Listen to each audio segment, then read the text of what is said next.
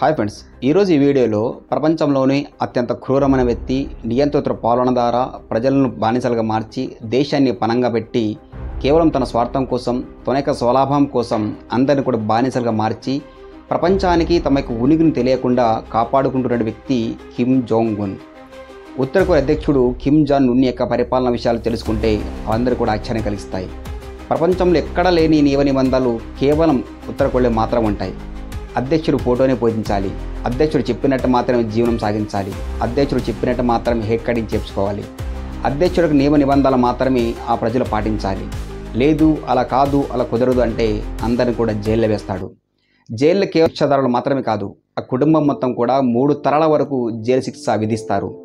అలా విధించిన వాళ్ళు మళ్ళీ వస్తారని తెలియదు, వచ్చిన వాళ్ళు మళ్ళీ ఎన్ని రోజులు ఉంటారని కూడా తెలియదు. అంతేకాదు, ఆ ప్రపంచంలో అందమైన అమ్మాయిలు ఎవరున్నా, శారీరకంగా బలంగా సంబంధించిన అమ్మాయిలు ఎవరున్నా కూడా వాళ్ళ ఇంటికి తీసుకెళ్తారు. అధ్యక్షుడు ఇంటికి వెళ్ళి పనిచేయాలి, వాళ్ళ దగ్గర బానిస బతకాలి, వారితోనే ఉండాలి. లేదు, అలా కాదు, కుదరదంటే కుటుంబాన్ని మళ్ళీ తీసుకెళ్ళి జైల్లో వేస్తాడు, లేదా ఇష్టం వచ్చినట్టు కించపరుస్తూ క్రూరంగా వాళ్ళని చంపేస్తాడు కూడా.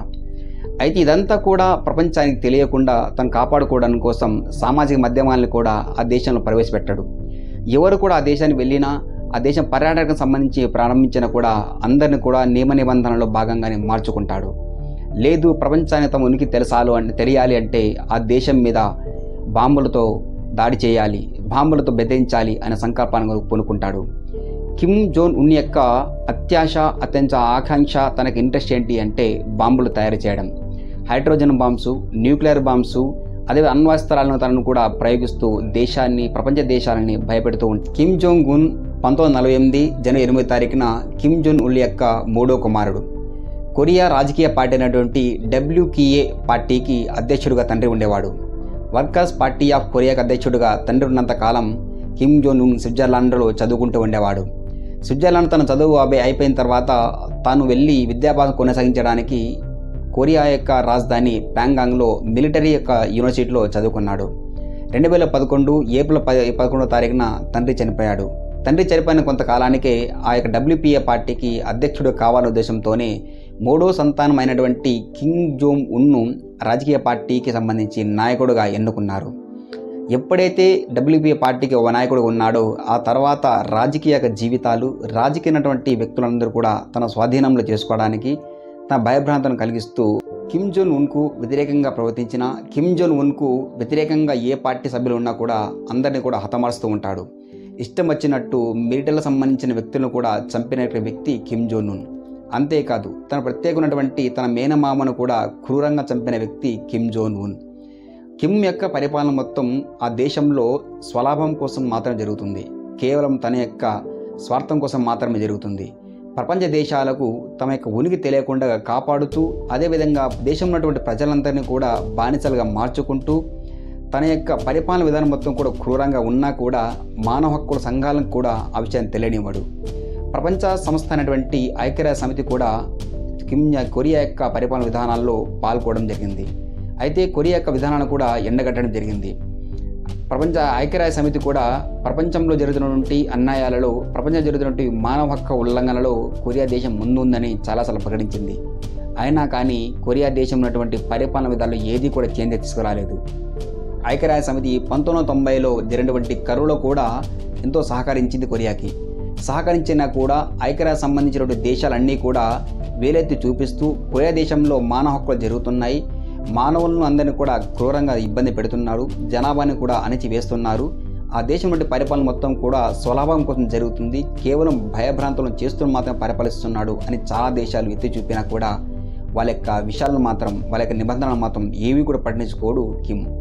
అయితే దేశంలో ఉన్నటువంటి పరిపాలన మొత్తం కూడా క్రూరంగానే ఉంటుంది. ఆ దేశంలో కేవలం కొరియా ఉన్నటువంటి 3 మీడియాలు మాత్రమే, కేవలం 3 పత్రికలు, కేవలం 3 మీడియాలు మాత్రమే తనకు అవకాశం ఉంటుంది. ఆ దేశంలో ఉన్నటువంటి వ్యక్తులు మొబైల్ చూడాలంటే కూడా చాలా నిబంధనలు ఉంటాయి. డివైస్ మొత్తం కూడా అధ్యక్షుడి యొక్క చేతిలో ఉంటుంది. అంతేకాదు, ఆ దేశంలో ఉన్నటువంటి వ్యక్తులు తమ సంబంధించిన కష్టాలు కావచ్చు, తమకు ఉన్నటువంటి సమస్యలు కావచ్చు, ఏవి కూడా ప్రపంచానికి తెలియకూడదు. ప్రపంచ దేశాలు కూడా తమ దేశంలో వెళ్ళి ఏదైనా చేయాలనుకున్నా కూడా భయభ్రాంతం చేస్తూ ఉంటాడు. కిమ్కున్నటువంటి అణ్వాయుధాలు, కిమ్కున్నటువంటి క్షిపణులు, కిమ్కున్నటువంటి ఈ యొక్క విద్య సంబంధించిన ఈ యొక్క అణ్వాయుధాలకు సంబంధించినటువంటి పరిశోధనలన్నీ కూడా ప్రపంచ దేశాలని భయపడం చేస్తూనే ఉంటాయి. అమెరికా, రష్యా, చైనా అన్ని దేశాలు కూడా కొరియాకు భయపడుతూనే ఉంటాయి. ఎందుకంటే కొరియా దేశం మొత్తం కూడా కేవలం అణ్వాయుధాలు తయారు చేయడం. ఉత్తర కొరియాలో సుప్రీం పీపుల్ అసెంబ్లీ అనే ఒక ఏకసభ విధానం మాత్రం ఉంటుంది. అక్కడ కేవలం 627 మంది మాత్రమే సభ్యులు ఉంటారు. ఈ సభ్యులు కూడా వ్యతిరేకంగా కూడా ఎవరు ఉండకూడదనే ఉద్దేశంతోనే కిమ్ అందరిని కూడా హతమారుస్తూనే ఉంటాడు. ఆ దేశంలో ఎలక్షన్ జరిగినా, ఆ దేశంలో 5 ఏళ్ళ ఒకసారి ఎన్నికలు జరిగినా కూడా అందరూ కూడా కేవలం ఒక పార్టీకి మాత్రం ఎన్నుకోవాలి.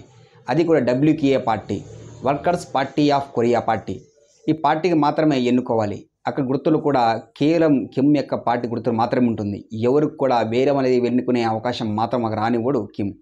ఆ దేశం నుండి పరిపాలన, ఆ దేశం నుండి చీప్ అనే పరీక్షలు, ఆ దేశం నుండి అణ్వాయుధాలు ప్రపంచ దేశాలను భయపెడుతున్నా కూడా, అమెరికా వంటి కొన్ని దేశాలు కూడా సహకరించడానికి ప్రయత్నిస్తున్నా కూడా అవన్నీ ఏం పట్టించుకోడు కిమ్. కేవలం తన స్వలాభం వల్ల, కేవలం తన స్వార్థం వల్ల దేశంలో ప్రజలందరినీ కూడా భయభ్రాంతులు చేస్తూనే ఉంటాడు. అయితే ఈరోజు కూడా ఆ దేశంలో ఉండే వ్యక్తులు బయట దేశాలు వెళ్ళి బతకాలన్నా, బయట దేశాలు వెళ్ళి జీవనం సాగించాలన్నా ఆ దేశ యొక్క అధ్యక్షుడు పర్మిషన్ కావాల్సి ఉంది. ఒకవేళ వెళ్ళినా కూడా వాళ్ళకి జీతంలో ఉన్న మొత్తం 90% దేశానికి ఇవ్వాల్సిందే. లేదు అలా ఇవ్వరు అంటే అక్కడ కుటుంబ సభ్యులందరూ కూడా 3 తరాల వరకు శిక్షణ వేస్తూనే ఉంటాడు. ఆ దేశంలో ఉన్నటువంటి అణ్వాయుధాల వల్ల, ఆ దేశానికి ఉన్నటువంటి అణ్వాయుధాల పరిశోధన వల్ల దేశం మొత్తం కరువులో ఉన్నా కూడా, దేశం యొక్క పరిస్థితి దుర్భరంగా ఉన్నా కూడా అవన్నీ ఏమి పట్టవు కిమ్కు. కిమ్ యొక్క ఆలోచన, కిమ్ యొక్క స్వార్థం కేవలం అన్ని దేశాలను భయపెడుతూ దేశంలో ఉన్నటువంటి ప్రజలను కూడా తన బానిసలుగా మార్చుకుంటూ పరిపాలన చేస్తూ ఉంటాడు.